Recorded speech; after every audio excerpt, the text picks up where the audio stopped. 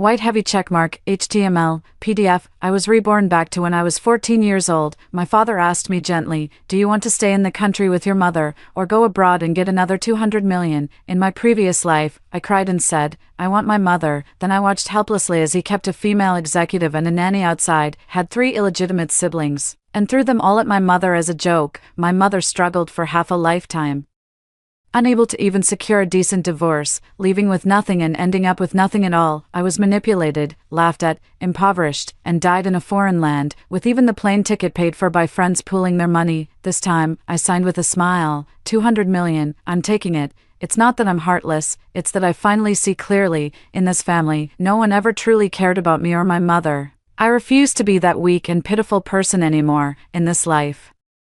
I will earn money, protect my life, and play the game with my own hands. Biological mother, when I win big and she no longer needs to beg others, I will personally bring her home. 1. I was reborn back to the age of 14. My father had just returned home from a board meeting, dressed in a sharp suit with a perfectly straight tie, sitting on the sofa in the study of the Lin family's old mansion, a contract placed beside him. I stood before him, my school uniform wrinkled, hair a mess.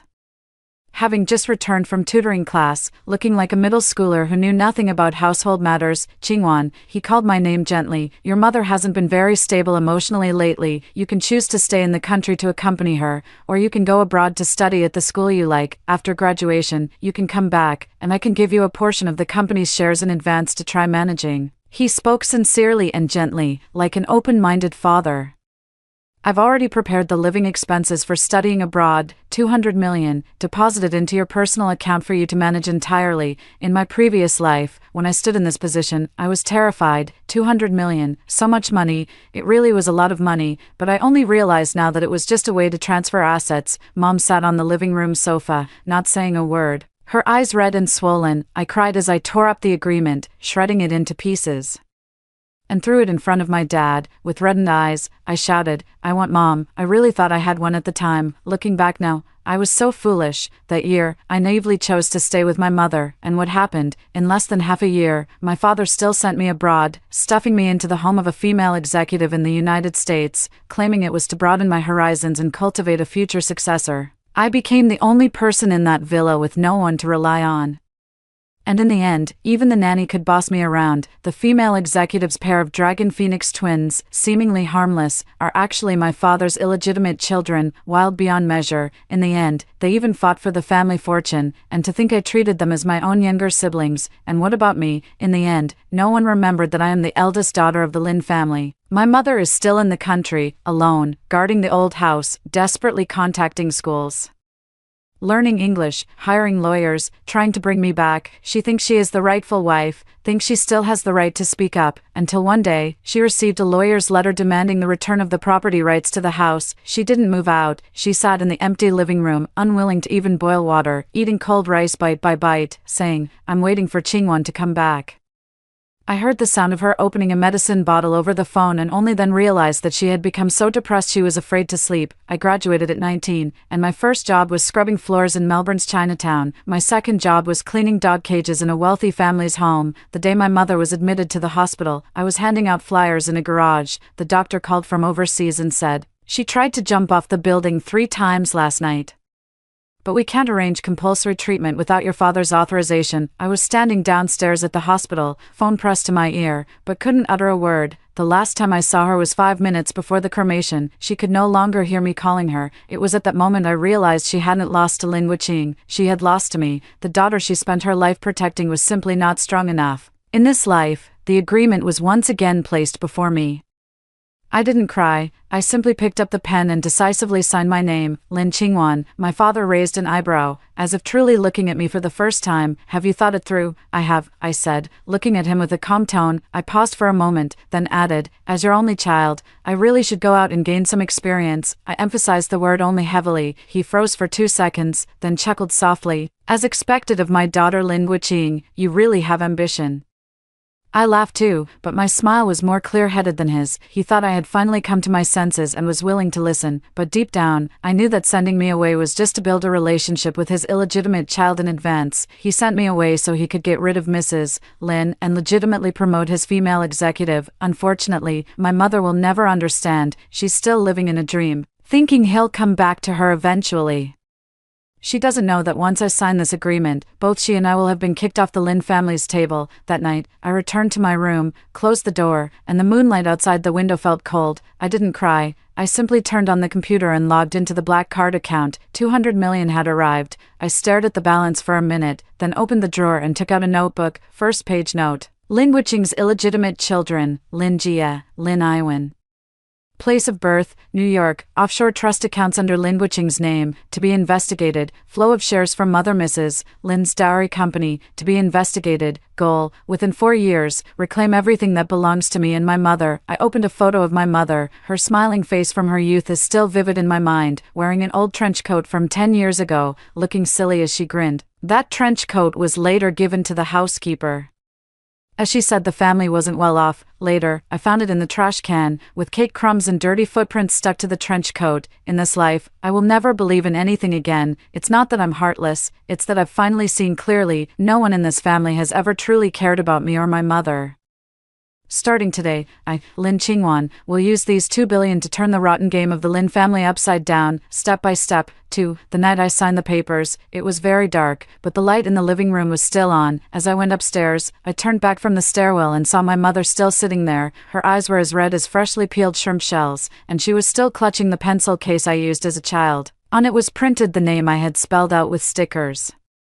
Lin Qingwan. She seemed to want to say something, but then closed her mouth, lowered her head, as if lost in thought, or perhaps trying to convince herself. Without saying a word, I turned and went back to my room. As soon as the door closed, the world around me fell silent, yet my heartbeat was deafeningly loud. I lay in bed, counting to 500 with my eyes closed. The moon outside the window didn't move, and she hadn't fallen asleep either. I heard faint rustling sounds from her room, the soft clink of a medicine bottle, the sound of a water cup falling to the floor, and a whisper so quiet it was almost inaudible. She's changed. Of course, she didn't know that what I had changed into was a lifetime of regret and tears. At 2 in the morning, I quietly went downstairs. She was still sitting on the sofa, leaning against a cushion. Her eyes open like a doll that had run out of battery. I walked over and covered her with a thin blanket. She seemed startled and gently lifted her head. "You're still awake." Her voice was hoarse, as if searching for an echo in a pile of sand. "Writing an application." I paused, telling a small lie. She nodded. I looked at her, and she looked at me, as if trying to see a hint of softening or hesitation on my face, but I didn't. The hope in her eyes slowly faded, like the last rain of summer. She asked me in a hoarse voice, "Do you blame me?" "No," I said. She gave a bitter smile. "Your father didn't suddenly give you 200 million, he didn't want to send you abroad, he wanted to send you away." "I know." She looked up at me, her eyes frighteningly bright. "Then why did you still sign?" I didn't answer, because I couldn't explain to her, explain how I had already experienced once how she would lose, explain that if I didn't leave now, it would be too late for me. She clutched the copy of the agreement tightly, tears splashing onto the paper like nails pinning me in place. "I wasn't not trying," she murmured. "I really fought with everything I had, but he never intended for me to win." At that moment, I really wanted to hold her, to tell her that in this lifetime, I would protect her, but I didn't move. I just watched her slowly curl back into the sofa, wiping away tears while biting her lip. Living like a child who had been driven out of the house, my heart tightened, but I couldn't soften. I knew that in my past life, it all started with a hug on this very night, and I fell back into the emotional quagmire. I carried her emotions with me, and the result was that she ended up jumping off a building. I even had to work to save up for a plane ticket just to take leave and return home. This time, I can't afford to be soft-hearted again. I turned around and went back to my room. At 4:30 in the morning, she finally fell asleep. I wasn't sleepy at all. I opened my email and started preparing the documents for going abroad, applications for transferring schools, visa materials, plans for transferring funds before the account freeze, and that Plan B list that Mom never knew about, list of executives from the branch companies of the Lin Group, records of property transfers under my name, contract loophole points, offshore asset management trust window, and the future air training program list. First, Lin Jie, 3 years old. To attend a prestigious preparatory school in New York in the future. I gently bit the pen and circled the word Gia 3 times. Gee, how laughable, just thinking about how, years later, the outside world will promote the Lin Group, a renowned name in the industry, as having only one child, a son cherished by his father, makes me sick. In my past life, I watched him enter the group, sign contracts, handle projects, and be praised by the media as a young achiever.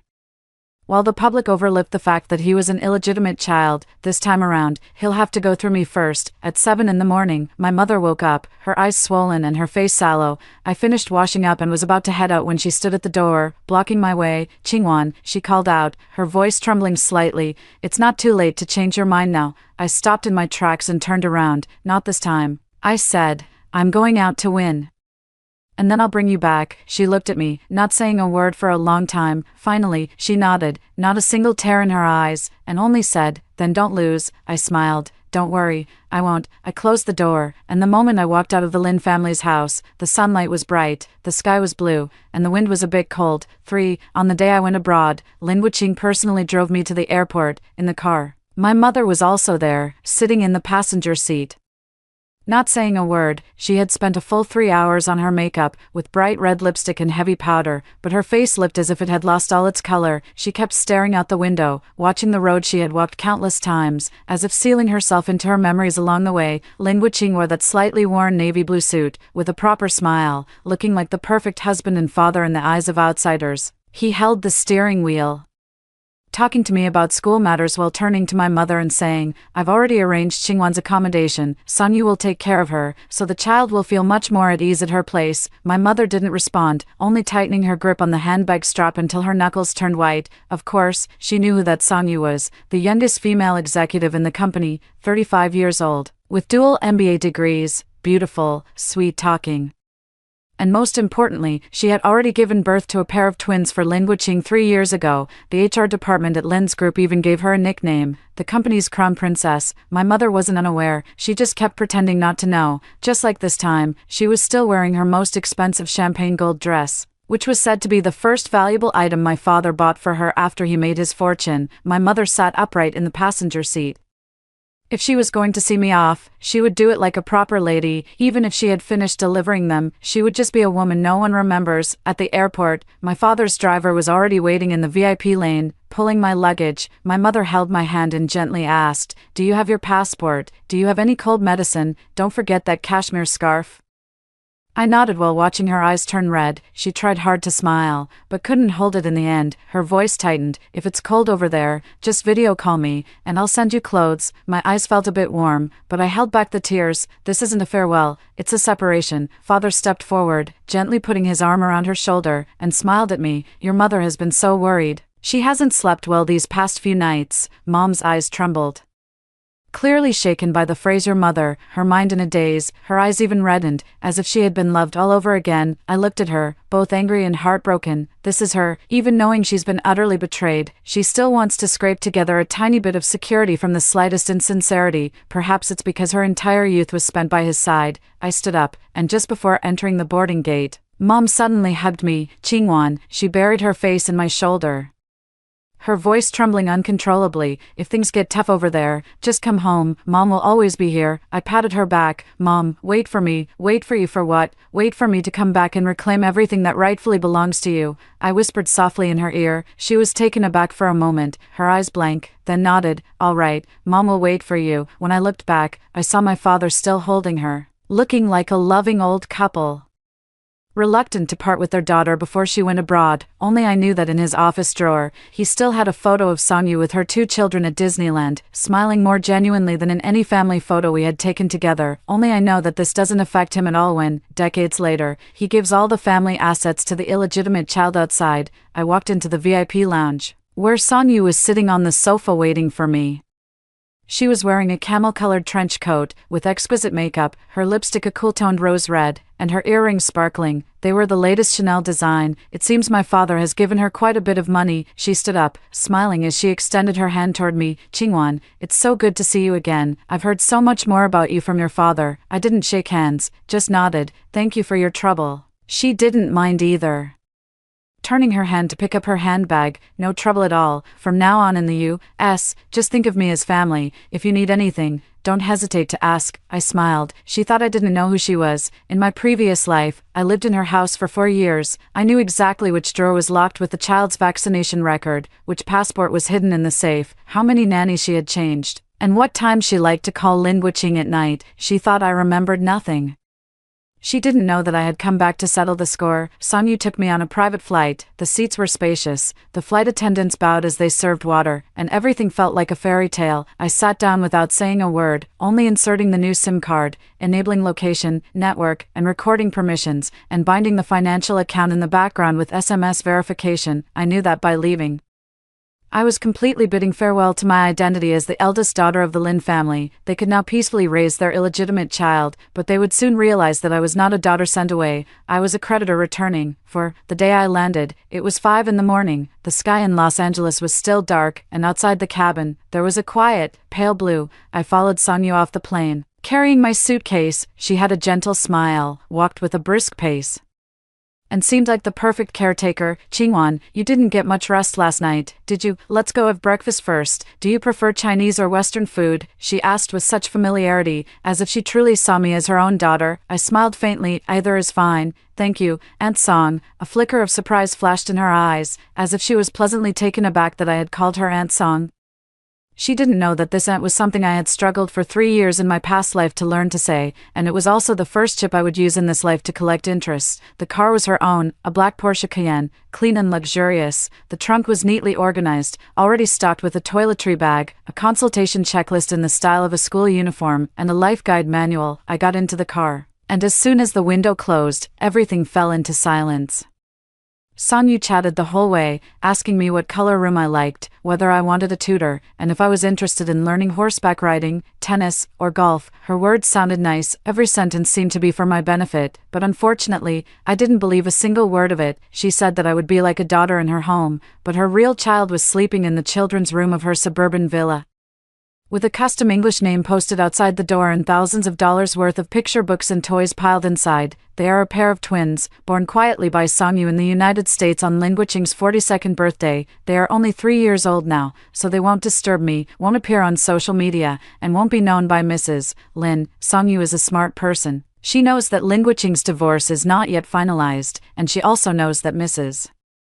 Lin still holds voting rights on the board, so she hides well, hiding the children, hiding her ambitions, and hiding her desire to have the entire Lin group eventually belong to her son. I am now just a pawn under her cover. She knows I have good grades, a soft personality, am easy to control, and obedient and sensible. Sending me abroad was just Lin Guiqing unable to resist her persistent nagging. Your dad says you have particularly high emotional intelligence, unlike some kids who only know how to study, she said, smiling as she looked me over. Let me be honest with you, he actually thinks very highly of you. I smiled and said, really? I had no idea. She paused for a moment, then continued softly, don't overthink it. Your father just isn't good at expressing himself. Men, you know, their hearts are in their careers. Focus on your studies now, and once he's sorted things out, he'll give you everything you deserve. After all, you're his only daughter. I nodded. Thank you, Aunt Song. I'll listen to you more from now on. Her expression softened, as if she had completely let down her guard. Good child. I lowered my gaze, my nails digging into my palms. In my past life, I was just as obedient, living in her house for 4 years, as inconspicuous as a shadow. She would celebrate my birthday every year,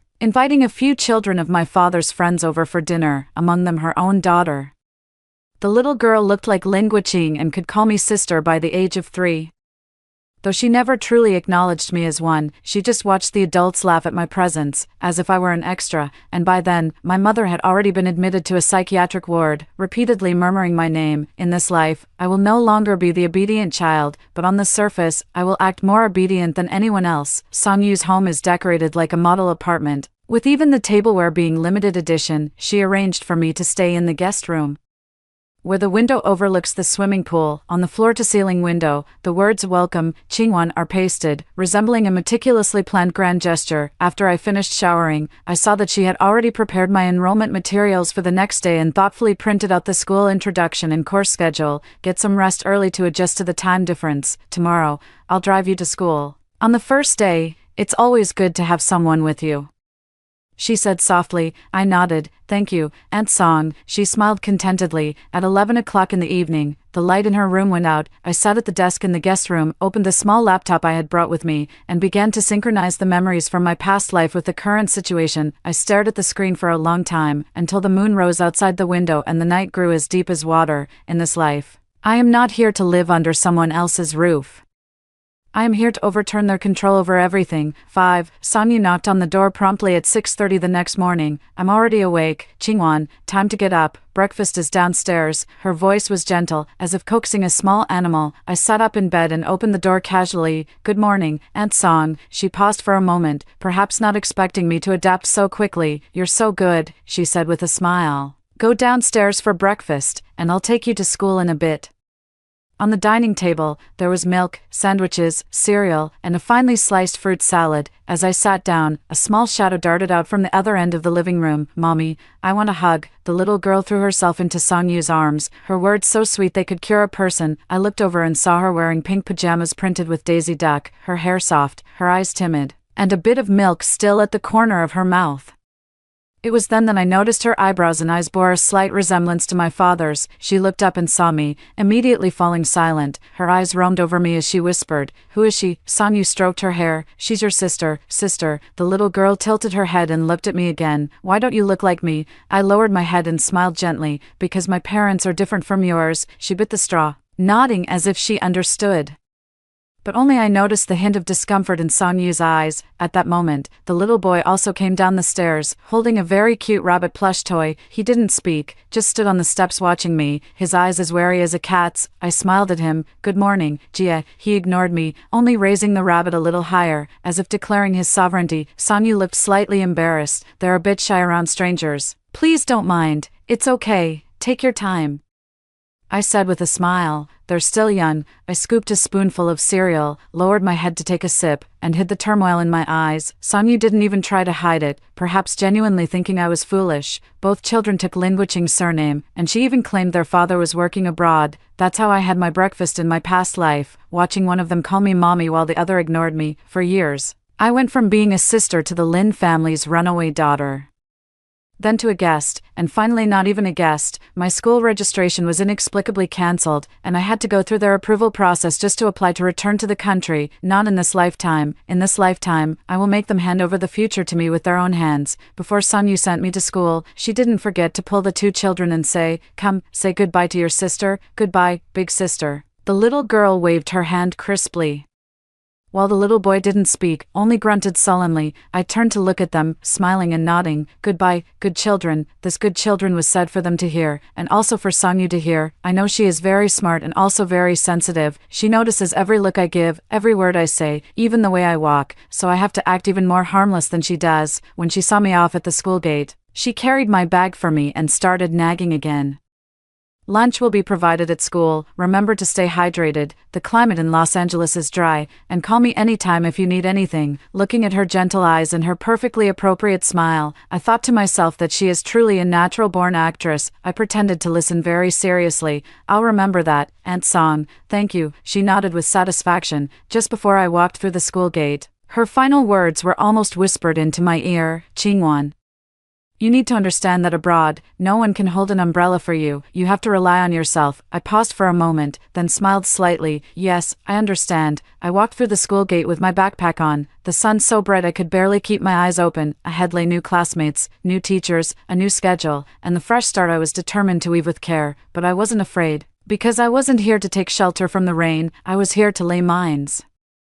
When school let out at noon, instead of heading home, I went to a nearby library to meet a former schoolmate I'd contacted earlier, an international student majoring in accounting who had worked on the Lin family's North American accounts. You're saying there's fraudulent accounting in the acquisition of Lin's America? I asked quietly. He nodded, his eyes darting away. I don't want to get too involved. I was just asked to modify 2 invoices. It was indeed a money laundering channel.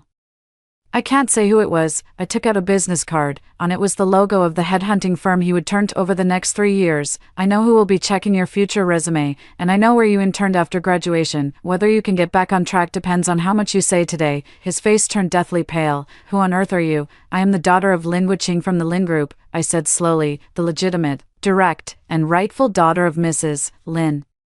Without further hesitation, he sent the 2 hidden sets of fake accounts to my email. As I received the files, I couldn't help but smile. In this life, I am no longer obedient, nor am I slow anymore. I will use every rule they taught me to pin them down one by one on the table. On the day I return, I will make Lin Wuqing, Sanyu, and her little prince and princess know, I am not a pawn they have hidden in the United States, I am the hunter they have quietly raised. 6. Time in the United States passed quickly, and I was completely immersed in my busy studies. In addition to my school courses, I also learned a lot thanks to my status as the eldest daughter. I have to admit, Sanyu took good care of me, at least on the surface. I stayed in a meticulously maintained guest room, with curtains in my favorite creamy white. The desk was always stocked with fresh stationery and a daily planner, and the kitchen fridge was packed to the brim. Every day after school, she would be waiting for me right at the school gate. Just like a biological mother, she was also very cooperative with the things I needed to learn. She had to be, after all. Because according to the path of my previous life, I, the capable but naive girl, ended up paving the way for her son. She never gave me a cold shoulder. In fact, she often praised me in a tone of understanding, calling me independent, smart, and well-mannered. She would even introduce me to others as the future successor of the family business. Sometimes, I couldn't help but admire her acting skills. Even more natural than Sanyu were the twins. They had completely accepted me as their one and only sister. Every night, the little girl insists that I tell her a bedtime story. The little boy always wants me to arrange his toys before bed and loves it when I carry him to wash his hands. They depend on me like vines clinging to a tree, cautious yet giving their all, but I know it's not out of love, it's because they are still young. They don't know who I am, nor do they realize that we are not a family of 3, I don't know, but as they slowly grow up, Sanyu will personally pull me down from this position as an older sister, step by step, until I'm trampled into the dust. But for now, I'm in no hurry. The more they love me now, the more it will hurt them in the future. I accompany them in drawing, playing the piano, reading English picture books, and playing role-playing games. In their eyes, I am the best, gentlest, and most considerate older sister. They call me Qingwan sister, and in kindergarten, they even argue with other kids, saying, "My sister is the most beautiful, and she will protect me." I always smile and pat their heads, saying, "Of course, sister will protect you for a lifetime." I wasn't lying. I will protect them until they learn how their mother protected mine. At night, I was curled up on the sofa doing my homework, and a business interview program happened to be playing on the TV. A familiar logo flashed by, and the host said in a warm tone, "Today, we have invited Mr. Lin Wuqing, chairman of the Lin Group. Welcome." The camera zoomed in. My father was still wearing that well-tailored suit, with a gentle smile, sitting properly in front of the camera. I stared at that face for a few seconds. It was so familiar that it reminded me of when I was a child watching the big windmill in the living room, and he patted my head, saying, "Qingwan, you should aim for Tsinghua University in the future." The host smiled and asked, "Mr. Lin, I heard that you have a happy family and a daughter, Miss Lin Qingwan, who is currently studying in the United States." Father nodded, his smile unchanged. "Yes, I only have one child," the host joked. "Oh my, with so many businesses and such a large family estate, Miss Lin will have quite a lot of pressure taking it all on by herself." My father paused slightly, his smile faltering for a moment. "Well, yes, but I believe she can do it." I sat up straight, staring at the familiar face on the screen, a slight smile curling at the corners of my mouth. This was Lin Wuqing, facing the camera. He was as flawless and impeccable as ever, but I caught a flicker of hesitation in his eyes, a hint of guilt, that instinctive flinch. Only I could understand. It wasn't that he couldn't bear to let me take over alone. He was desperate to tell the whole world. In fact, I still have a son. The true heir is not her. I turned off the TV and sat in the darkness for a long time without moving, until my phone screen lit up with a notification from back home. The live broadcast of the board's quarterly meeting was about to go live, with the Lin Group planning to launch the next round of overseas acquisitions. I clicked into the live stream and entered the hidden access password. On the screen were contracts, betting clauses, fund flow reports, and page after page of statements from Lin Group executives. I glanced at the list of executives, and the corner of my mouth lifted once more. Sonyu's name was prominently listed. Her title had been upgraded to Global Strategy Execution Consultant, making her a core member of the Overseas Mergers and Acquisitions team. Everything is just as it was in the previous life. She climbed the ladder step by step, placating me, pretending to be a benefactor, doing it all flawlessly, and on my end, I also followed the routine and pressed the sync button, saving all the meeting records to my private cloud drive, including the internal employee performance evaluation form she submitted last time, signed by her own hand, suggesting that the voting rights for my mother's former nominal shareholding in the group be included as a historical issue to be addressed. I smiled. She is acting. I am acting too. It's just that our scripts are different. She thinks I am a horse, and that once the reins are on, she can lead me away. But I was just waiting for her to run faster and faster. so I could step on her and pin her down. At 2 a.m, I sat at my desk, the light shining on my notebook, where names, information, and timelines flickered across the screen. I wrote down a line: Lin Qingwan, currently 16 years old, the sole legal heir of the Lin family, assets in the process of being transferred. 7. For years, not too long, not too short, the sunset in Los Angeles still glows golden. But I know it's time for me to leave.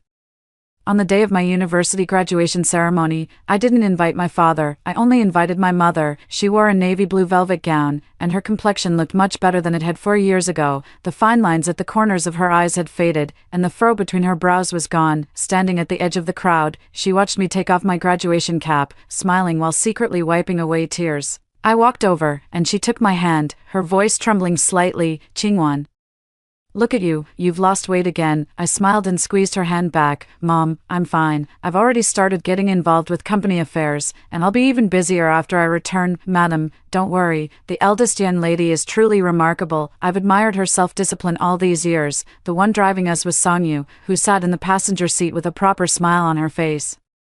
Her tone was light and cheerful, like a harmless assistant. Mother also nodded. You've worked hard all these years. Don't say that. Qingwan is like a daughter to me. As I spoke these words, I noticed a flicker of emotion in my mother's eyes, and I instinctively tightened my grip. I knew she understood everything. She was just waiting for a return that would never come, but I didn't give her a chance to speak, because I knew that as soon as I started reminiscing, she would be trapped by the past again. The night before returning home, the two children quietly knocked on my door. Sister, it was Lin Iwan, small and delicate, with soft, flat hair, wearing pink rabbit pajamas, her eyes rimmed red. Behind her was Lin Jia, wearing a blue Superman t-shirt, holding his favorite transformer. How did you get here? I feigned a bit of surprise and led them inside. You're going back to China, after all. The little girl rushed over and hugged me, her voice sticky and sweet. You promised you'd watch me grow up. You're lying. Lin Jia pouted, putting on a little adult air. Dad didn't say you were going back. I'm going for work. It's not like I won't come back. I patted their heads. Then can you video call, say good night to us every day?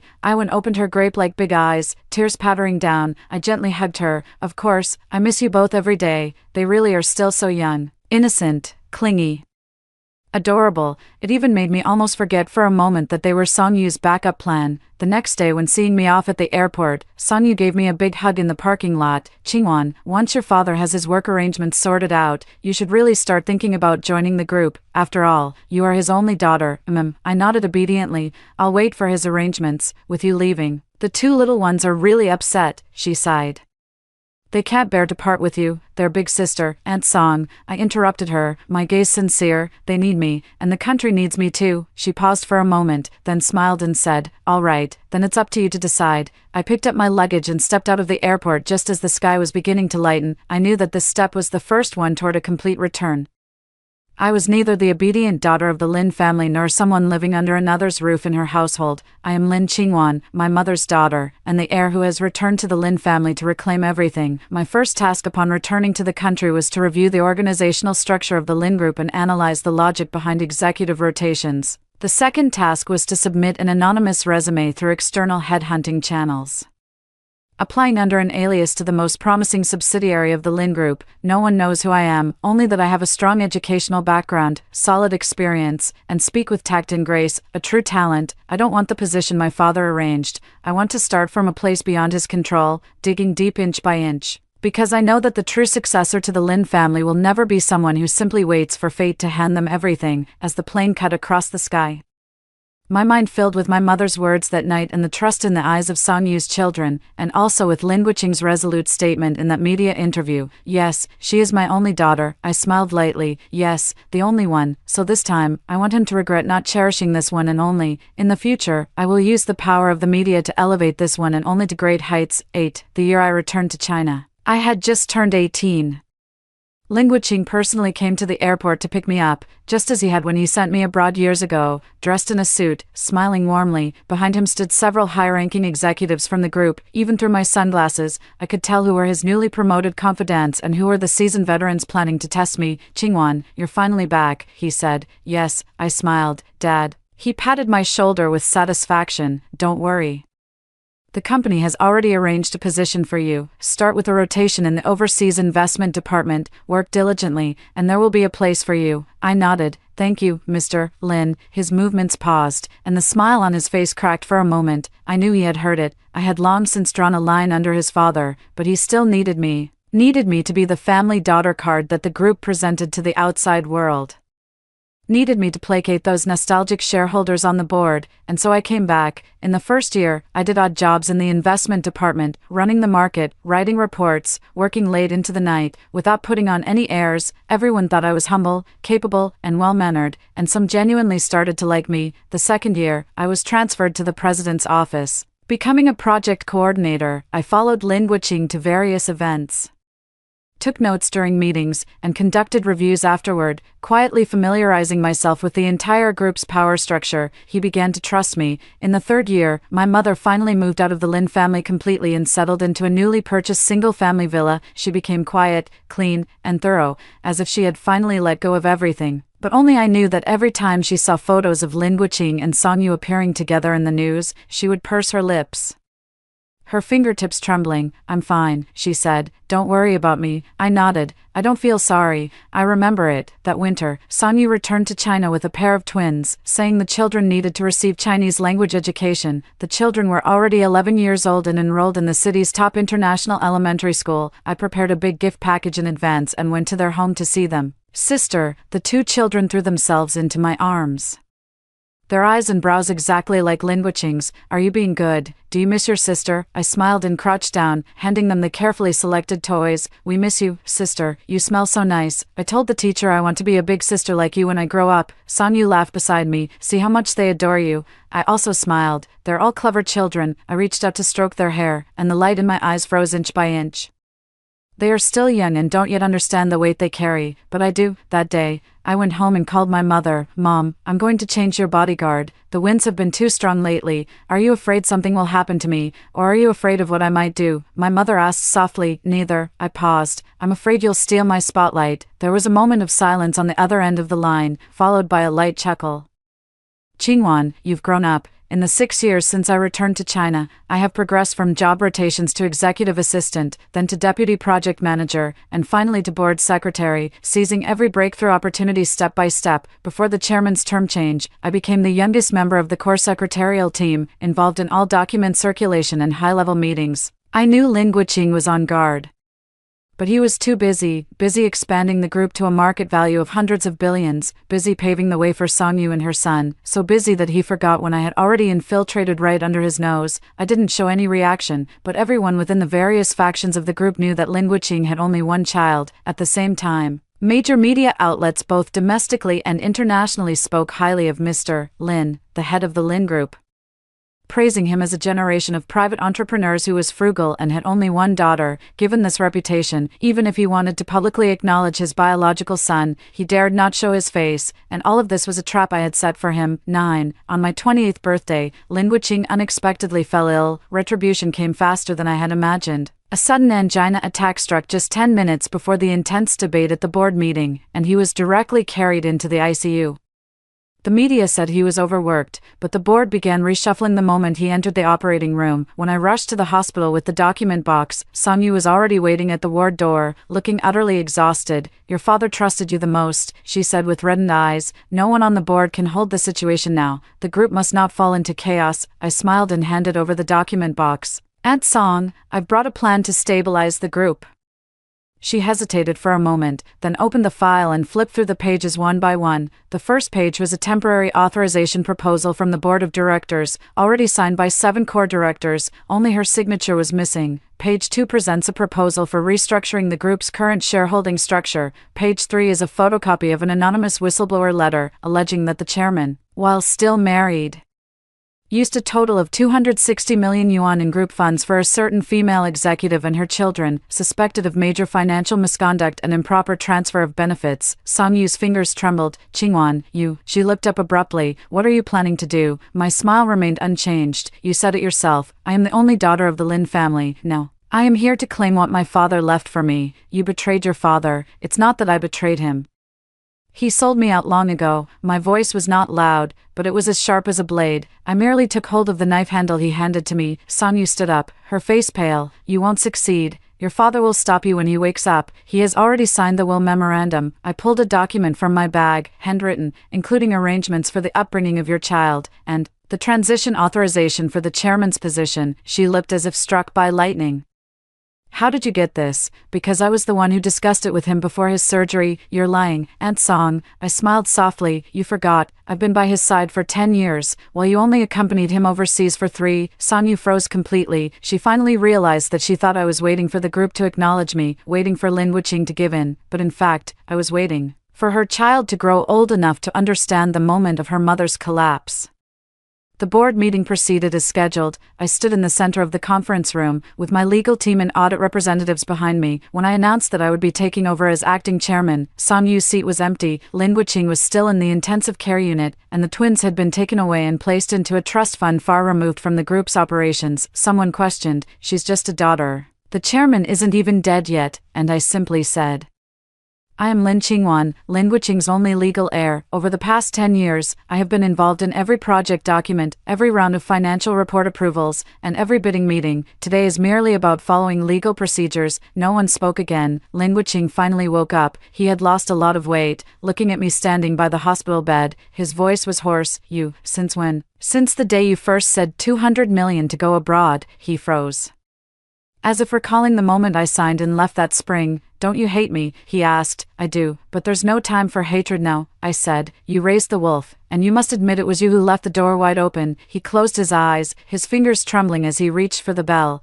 but I had already turned and walked away. At that moment, I finally heard him call out softly, Qingwan. I didn't look back. That winter, when the group released its New Year's greetings, the official homepage of the Lin Group updated the chairman's portrait for the first time, a calm, young woman with clear yet sharp eyes. Her name is Lin Qingwan. In 10 years, she transformed from a pitiful girl sent abroad into the true helm of the Lin Group. She didn't win back her father's love, but she preserved her mother's dignity and won the entire world for herself. I stood before the floor-to-ceiling window on the top floor of the group's building, receiving a transoceanic video call from the United States. On the screen were the 12-year-old twins, a boy and a girl. Sister, Mom has been crying a lot these past few days. She says you don't want us anymore. I was slightly taken aback, then softly replied, don't worry, I'll always be here for you. After hearing the first story above, what are your thoughts? Feel free to share your opinions in the comments section. Next, there is another similar story. Let's continue to see. My stepmother, who was pregnant, accidentally fell down the stairs but claimed I pushed her. My father refused to listen to my explanation and slapped me hard across the face. At that moment, scrolling text appeared before my eyes. After Mom passed away, this fake dad isn't even pretending anymore. Since I'm not his biological child, he definitely doesn't genuinely care. Sigh, her biological father was quite pitiful too. He didn't know he had a child and, not long after her mother died, he also committed suicide. My sobbing suddenly stopped. My dad isn't actually my biological father. 1. After being slapped by my dad, I was originally wailing at the top of my lungs. I stopped crying after seeing these suddenly appearing words. I'm already in the first grade of elementary school. I can roughly understand the meaning of the text.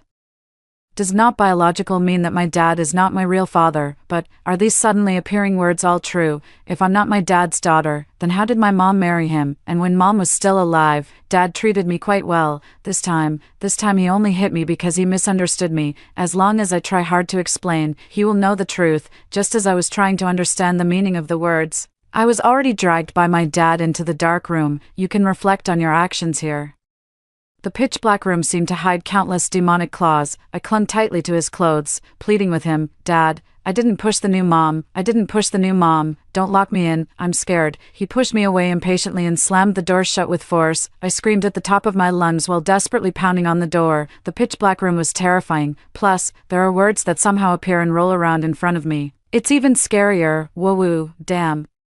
It's 2025 and there are still people locking kids in dark rooms. Look how scared our baby is. But when Shushu cries, she looks like a snow bunny. I just want to take a bite. I'm about to lose it. Not only do these words know my nickname, but they also want to eat me. Dad, open the door. Woo-woo. But no matter how much I wailed, no one answered me. The text was still scrolling back and forth before my eyes. So pitiful. The fake dad went with the stepmom to give birth.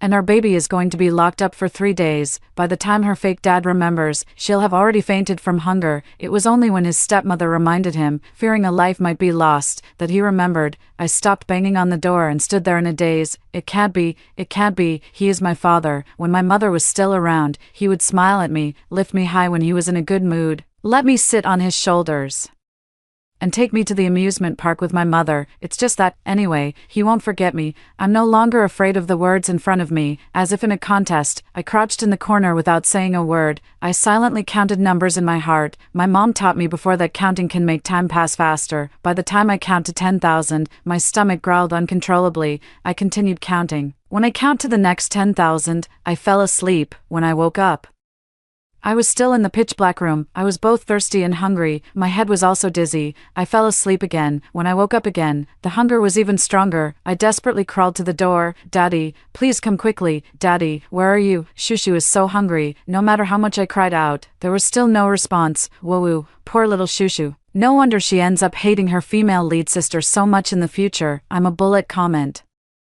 I agree with the female supporting character going dark. I'm the female supporting character's mom. I agree with her going to find her biological dad, too. Stars kept popping up before my eyes. Mom, I really miss Mom. If only she hadn't died. If he hadn't died, Dad wouldn't treat me like this. I finally couldn't hold on any longer and fainted from hunger. Those rolling words didn't deceive me. I really fainted from hunger. When I woke up, I was in the hospital. I was quite disappointed not to see my father. I still couldn't quite give up hope. Dad must have gone to take care of my stepmother. He'll be here soon. I waited obediently until it was almost dark before Dad finally came. When I saw Dad, I was so excited that I jumped off the bed and tried to throw myself into his arms, but he pushed me away. I was very sad after he pushed me away, but his expression made me even sadder. He was so cold, as if I weren't his own daughter. Remembering the slap he gave me, I didn't dare get any closer to him, but instead took a few steps back with lingering fear. He finally spoke. Yushu, do you know you were wrong? What kind of person is this? After starving a child until they faint, the first thing they say is something like this: I'm really about to have a stroke from high blood pressure. This is just the beginning. Later, he even sent Shushu to a closed-off school where people have been beaten to death before.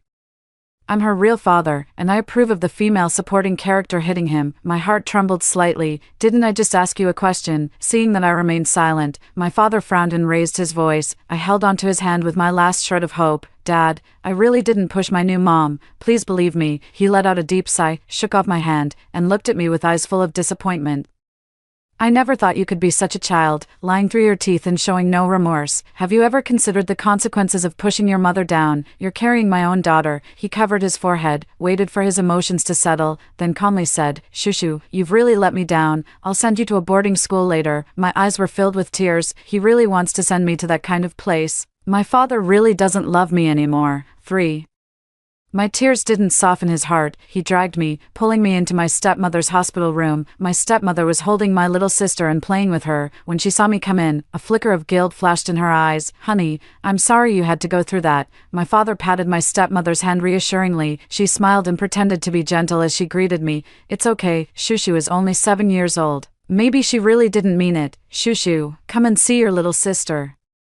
I was fooled by her gentle appearance before. She's a bad woman. Look, our female lead is born, and she looks so ugly. Suggest you go back to the drawing board. Don't be so harsh on the female lead. She hasn't done anything wrong. Then what did we, the supporting female characters, do wrong? While the supporting female character was enduring all that in the closed-off school, she was basking in her parents' love. I stared blankly at the text, seeing that I ignored her. Dad suddenly pushed me. Can't you hear Mom talking to you? All kinds of grievances pushed my rebelliousness to its peak. She's not my mom. It was the first time I ever talked back to him. Well done, baby. Supporting character baby's darkening value increased by 1. The barrage of comments kept praising my reaction. Dad was about to lose his temper, but my stepmother shook her head and then handed my sister over to me. Shushu, hold your sister. Remembering how she had asked me to help her down the stairs last time, only to falsely accuse me of pushing her, I was filled with caution toward her. I won't hold you. I turned my body away, yet she kept insisting that I hold her. I pushed her hand away forcefully. I clearly didn't use any force, but my sister suddenly burst into tears. Yushu, Dad angrily called out my name, pushed me away forcefully, and then held my sister in his arms. Looking at the loving gaze he directed at my sister, I suddenly remembered something I had overlooked before. He always gets impatient with me when Mom isn't around. He pushes me away when I try to play with him. He stares at me coldly. He calls me stupid. His kindness towards me was always in the presence of my mother. Perhaps he really isn't my biological father, for... The strange text appeared again at this moment. Oh no, the baby's real father is cutting his wrist at home again. Ah, what a pity. Back then, Dad and the female supporting character's mother were almost married, but the female lead's father intervened, spreading rumors that he was cheating, which led to their breakup. After the breakup, she discovered she was pregnant, so she hastily married the female lead's father. It feels like the female supporting character's father might have even fallen into depression because of this. He secretly went to check on the mother and daughter in private. If he knew their daughter was later abused like that, he probably regretted taking his own life. He didn't die this time. He was rescued and happens to be in this very hospital. Looking at the words before me, my little heart was pounding wildly. An idea suddenly popped into my head. I need to go find my biological father. Let's get to it. While my fake dad and stepmom weren't paying attention, I slipped out of the hospital room. Once outside the room, I was at a loss. I didn't know my real dad's name. At that moment, the nurse noticed me. Little one, why are you alone in the hospital? Who are you looking for? I'm looking for my dad. He cut his wrist. I answered obediently. What? Is the baby looking for their biological dad? How did she know her biological father was hospitalized and even slit his wrist? How fascinating. The plot is starting to get interesting. The nurse then asked me, what's your father's name? I don't know that. I scratched my head sheepishly. Sorry, I forgot. This child isn't that young anymore. How could they forget their own father's name? The nurse muttered while flipping through the records. There was one who was rescued after slitting their wrist. Let me take you to see if it's your father. 5. The nurse led me to a private room. Outside the room stood two fierce-looking uncles dressed in black. Seeing us arrive, one of them spoke coldly. What do you want? The nurse wasn't intimidated. She gently pushed me forward toward them. This little girl is here to find her father. Find her father. The two exchanged a glance, then waved their hands dismissively. You've got the wrong place. Our boss doesn't have a daughter. The nurse sister scratched her head in confusion. Little girl, are you really sure your dad was hospitalized for cutting his wrist? I started to panic a bit too, but the scrolling text was all true. I really did faint from hunger because of my fake dad. My fake dad did say he was going to send me to a boarding school, so I nodded with unwavering determination. My dad is in here. The two bodyguards were amused by me, and one of them crouched down to pat my head. Little sister, our boss isn't even married. How could he possibly have a daughter out of nowhere? You should go look somewhere else. Through the glass window of the hospital room, I saw a man lying on the bed. His face was pale, and he was sleeping with his eyes closed. I stared at the name outside the hospital room, Ji Yuqing. My dear father is called Ji Yuqing. He is my father. If you don't believe me, take me to see him. After pointing at the man and speaking fiercely to them, I crossed my arms and spoke with a serious tone. Moreover, I am the only child left to him by the woman he loved. If he sees me and gets happy, maybe he won't cut his wrists anymore in the future. That way, you'll be saving your own boss, and he might even give you a raise. Wow. Baby, you're so articulate. No wonder she's one of the rare supporting female characters more popular than the female lead. Baby, let Auntie give you a kiss. The bodyguard was really persuaded by me. He hesitated for a moment, and one of them walked into the hospital room. I'm so amazing. What is it? A weak male voice came through. I peeked my head in from outside the door. The bodyguard continued, Mr. G. There's a girl outside the door insisting she's your daughter. Would you like to see her? The nurse sister didn't care whether the bodyguards would let us in or not, and led me by the hand to my father's hospital bed. I got a clear look at his face. He's quite handsome, much more so than my fake father. Hello, Mr. G. This little girl is your daughter, right? The nurse sister spoke gently. My biological father shifted his dull eyes, giving me a faint glance. I have no daughter. His voice was so soft it seemed he might die the next second. The nurse sister grew even more puzzled. Really not, but there's only been this one case of wrist cutting in the past 2 days. Seeing the nurse sister about to take me away, I hurriedly grabbed his arm. Dad, I am your daughter. My mother is Suyuan, and I am Yushu. 6. Hearing my words, my biological father's dull eyes suddenly widened. Words scrolled before my eyes once again. My biological father's eyes are about to pop out. Ha ha ha. Who told the baby this news? I wish them prosperity. Of course, it was all of you, wishing you all prosperity. My dear father struggled to sit up, holding my little hand and looking me over from head to toe. You're Yuan's daughter. I nodded like a chicken pecking at rice. You've grown so big. The last time I saw you, you were just 3 years old, being held in your mother's arms. He looked at me, as if trying to see another person through me. After a long while, he couldn't help but shed tears. You don't look much like your mother. It suddenly occurred to me that many people used to say when I was little that I didn't look like either my mother or my father. Back then, my fake father's gaze was always strange. Wait a moment, what did you just say? You said I'm your biological father. He suddenly remembered this, wiped away his tears, and cautiously asked. I quickly nodded. Yes, you are my biological father. To make him believe, I continued. It was my mother who told me before she passed away, nurse and bodyguard. Shocking news. So the good person is the baby's biological mother, but why didn't the baby go to find her biological father in the original plot? Who cares? Just go find him now. Because I saw you. It took my biological father a long time to recover from the shock. How is this possible? He examined my face carefully, then looked up and asked the nurse and the bodyguard, do we look alike? They quickly gathered around us. The nurse covered her mouth. Yes, the eyes, nose, and mouth are exactly the same as yours, aren't they? My father gently stroked my eyebrows and eyes with his fingers, then his lips trembled. How is this possible? How could it be? He cried. Tears falling like little pearls, one after another. Nurse, Mr. G, you can do a paternity test. It just so happens that our hospital collaborates with an institution that can handle it. The biological father agreed almost without a second thought. He made a phone call and summoned an assistant to take care of the matter. The assistant removed my hair with the follicles. Mr. G, would you like expedited or standard service? Expedited, of course. My biological father didn't hesitate for a second. He held my hand tightly, as if afraid I might run away, treating me like some kind of precious treasure, but his gaze is so gentle, just like the way my mother used to look at me. 7. The results will take 24 hours. I closed the hospital room door tightly, afraid that my fake father would find me and take me away from my real father. Since I arrived, my dear father has been like a flower after being watered. He looks much more vibrant.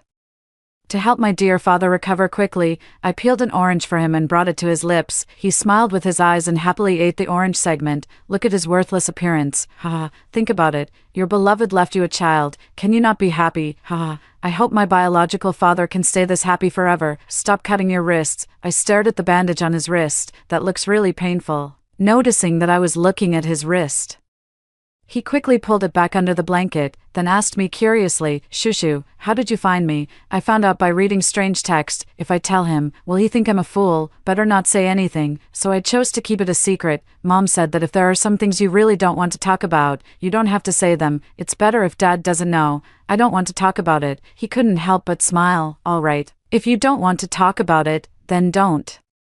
Dad won't force you. This little guy is already calling himself daddy, getting into character pretty fast.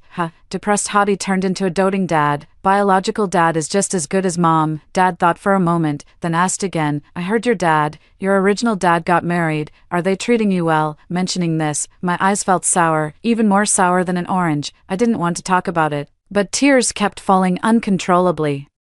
Dad was so anxious he didn't know what to do. What's wrong, Shushu? Are they treating you badly? It's more than just bad. These two people wish you would vanish on the spot. Seeing the scrolling text, my tears flowed even more. Ever since my mom passed away, I haven't been doing well at all. 8. My mom died in a car accident. After her death, my fake father was very cold to me. I would often think of my mother late at night and cry, then go to him in tears, each time. He would impatiently tell me to go back to bed quickly. I thought he was too sad, just like me, and had no energy to comfort me. But less than 10 days after my mother's death, he met my stepmother. I was still immersed in the pain of losing my mother and hadn't come out of it, yet he was laughing and chatting with my stepmother. Soon, they got married. At first, my stepmother was very gentle with me, helping me with my homework like my mother used to, buying me new clothes, taking me shopping, and picking me up from school. Her presence comforted me in my grief over losing my mother, until that day, when I overheard her on the phone. How could I treat her like my own daughter? I'm just putting on an act. The main thing is, I still can't figure out Yuxing's attitude toward this child, so I don't dare go too far. Got it. I'll handle it as I see fit. After that, I drifted apart from her. She cried many times in front of my fake father, saying I wasn't close to her. My fake father also scolded me many times in front of her. She probably also noticed that my fake father didn't take me seriously, and her attitude toward me grew worse and worse, making me eat cold rice, deliberately cutting my hair very short, making me be called a boy by my classmates. After she became pregnant, she often spoke ill of me even more. The fake father started to speak harshly to me, saying I was a bad child. Until that day when she accidentally fell down the stairs and claimed I pushed her. My fake dad hit me. 9. I feel much better after sharing these sad stories. Fortunately, I have now found my real father. My hair has already grown down to my neck. No one calls me a little boy anymore. I will never live that kind of life again. After hearing what I said, my biological father's chest heaved violently, his teeth clenched tightly, and his hands balled into fists. Yushing. Is this how you treat my daughter? I quickly comforted him. Dad, don't be angry. You're still very weak right now. Anyway, I've already left them. He nodded, looking at the wound on his wrist, a hint of regret flashing across his face. Shushu, Dad will never do such a thing again. He cupped my face and affectionately rubbed his nose against mine. How happy we are. Our supporting female character baby. Indeed. After learning about the baby's existence, he found the motivation to live on. If the female lead's father hadn't interfered back then, what a happy family they would have been. I am very curious, what exactly did this fake father do to make mom and dad separate? At night, I slept on the caregiver bed in the hospital room. A whole day passed, and that fake father still hadn't come looking for me. He probably forgot about me a long time ago. That's just as well. I slept comfortably through the night. The next day, the paternity test results between my father and me came out. My biological father held the results, hesitating several times before finally tossing them to his assistant. You take a look for me, not to mention my real father. I'm also very nervous. If these scrolling words are deceiving me, wouldn't I have to go back to that fake father? The assistant opened the report. He suddenly widened his eyes, looking at Dad and me in disbelief, as if to say, how could this be the result? Why does this assistant have such an expression? Damn. I'm getting nervous too. Don't mess this up. It has to be biological. Dad nervously pursed his lips. I felt like my heart was about to leap out of my chest. Then, as if changing faces, the assistant completely abandoned his earlier furtiveness and excitedly thrust the results in front of Dad. Mr. G, this little girl really is your daughter. My biological father snatched the paternity test report. I also leaned in to take a look. It read, 99%. My biological father instantly felt a huge weight lift off his shoulders, and the look he gave me was filled with affection. Oh my God, that scared me to death. I almost thought I was reading a pirated book. Dad, does this result mean you are my father? I pointed at the 4 9s and asked. He nodded frantically. I am your father, Shushu. I really am your father. 10. After the appraisal results came out, Dad got really excited. Actually, he's been excited ever since I came to find him, just even more so now. Hey, Xiaosu, make sure to buy all 4 bedding sets in light purple. Shushu loves purple, and change those curtains too. They're so ugly. When you buy them, be sure to test for formaldehyde. Also, the wardrobe, make sure to fill it up. Just buy all the clothes, shoes, and pants you think look good, and toiletries too, and. I listened in stunned silence. Buy all the nice clothes. My dear father is so rich, with bodyguards, assistants, and a private hospital bed all to myself. You don't need to buy so much right now, Dad. We can go shopping together when you come home. I pouted at him, as naturally as I used to with my mom. All right. He smiled and hung up the phone, playing with the little shark for a while before asking cautiously, as if something had occurred to him, your original dad, was he good to your mom? At the mention of this, I scratched my head in confusion. It's hard to say. The fake dad treats mom quite well, but mom is always very cautious around him. She's afraid of making the fake dad angry and often reminds me not to upset him either. The fake dad is usually not at home, and mom doesn't have a job, so it's often just the 2 of us at home. Every time my fake father came home, my mother would instantly tense up. She would become nervous and at a loss. At that time, my fake father would pretend to be a loving father in front of my mother, asking if I had been good at home and if I had listened to her. He would also ask my mother if she missed him. Mom says she misses you, but it feels a bit forced. They have their arguments too, but most of the time, it's the fake dad talking and mom listening. What the fake dad says most often is, Yun, I've already given so much for you. Why can't you just, Yun, I gave her a complete family. You should be grateful to me for a lifetime. At that time, I didn't understand what my fake father was saying. His tone was clearly calm, but I just felt like he was bullying my mother. Every time, I would tell my fake father to stop talking. Every time, he would also say, for Shushu, think it over carefully. Every time, mom would hold me and cry, what the heck, isn't this just emotional abuse? I'm so angry. He was the one who orchestrated everything. Yet he's gaslighting the female supporting character's mom. I really can't bear to see the children suffer for their parents' crimes. After reading those explanations, I think I understand what the fake father is doing. 10. Thinking about how my mother has been deceived by the fake father for so long, I can't help but shed tears of sorrow. The father covered his eyes in grief. The corners of his mouth twitched. As if he were holding back tears, after a long while, he choked out. It's all my fault. If I hadn't entered that room back then, perhaps your mother and I, he must have thought of something sad about his mother. He looked like a wilted little flower again, as if he were about to die. Shushu, I actually don't deserve to be your father. I didn't understand what he meant. Which room did he not enter? Fortunately, the scrolling text gave me the answer. When will he realize that nothing happened between him and that woman? Exactly. Even though he was drugged and she was already lying in bed waiting for him, he was so drunk that he passed out on the sofa. That woman took advantage of his morning you-know-what and was about to do you-know-what to him. Just then, the female lead's father walked in with the female supporting character's mother, leading to a misunderstanding. I kind of get it, but not entirely. What does you-know-what mean? Anyway, Dad is innocent. Right, I quickly comforted my father. Dad, don't cry. Before Mom passed away, she said she already knew the truth from back then. You were innocent. My biological father was stunned for a moment, then let out a bitter laugh. Your mother must have wanted to comfort me. At the time, I saw it with my own eyes. After all the wrong I've done to her, she still wanted you to come find me. He couldn't go on. He seemed to be sinking into agony. His expression began to grow vacant. I'm a bit scared. He's not thinking of cutting his wrist again, is he? No way. This guy's sense of responsibility is way too strong. No wonder he ended up with depression. I need to tell Dad the truth right away. Dad, actually, what happened back then was fake, Dad. Before I could finish my sentence, a frantic knocking at the door interrupted me. 11, open the door. I'm telling you to open the door. I heard a sound and looked toward the door. The familiar face of my fake dad made my hair stand on end. He found me. Shouldn't he be busy doting on his real daughter right now? What does he want with me? I was scared, holding on to my biological father's hand. Daddy, don't let him take me away. Fortunately, my biological father snapped out of his grief at that moment. The moment he saw the fake father, it seemed as if flames could shoot from his eyes. Don't be afraid, Shushu. He gently comforted me, then instructed the bodyguard at the door, let him in. The fake father stormed over to us in a rage.